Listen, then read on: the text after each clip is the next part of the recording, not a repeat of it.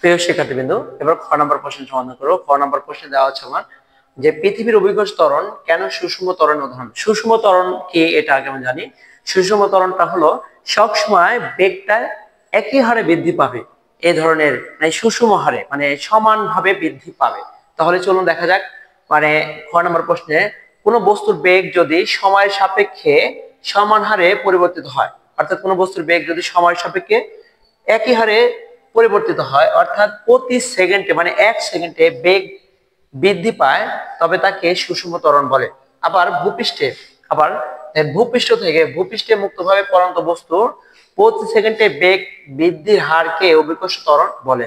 অর্থাৎ প্রিয় শিক্ষার্থীরা বিন্দু, এখানে কোনো বস্তুকে যদি উপর থেকে ছেড়ে দেওয়া হয়, তাহলে যদি এটা ভূপৃষ্ঠে মুক্তভাবে সুষম হারে প্রতি সেকেন্ডে তার বেগ যদি 9.8 মিটার পার সেকেন্ড হারে বৃদ্ধি পায়, তাহলে সেটা সুষম অভিকর্ষ ত্বরণ হবে। তাই পৃথিবীর অভিকর্ষ ত্বরণ হলো কি সুষম ত্বরণ।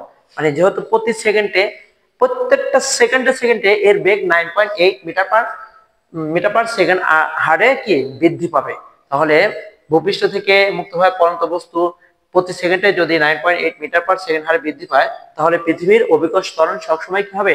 সুষম হবে। তা প্রশ্নের এখানে বলছে পৃথিবীর অভিকর্ষ ত্বরণ কেন সুষম ত্বরণ উদাহরণ।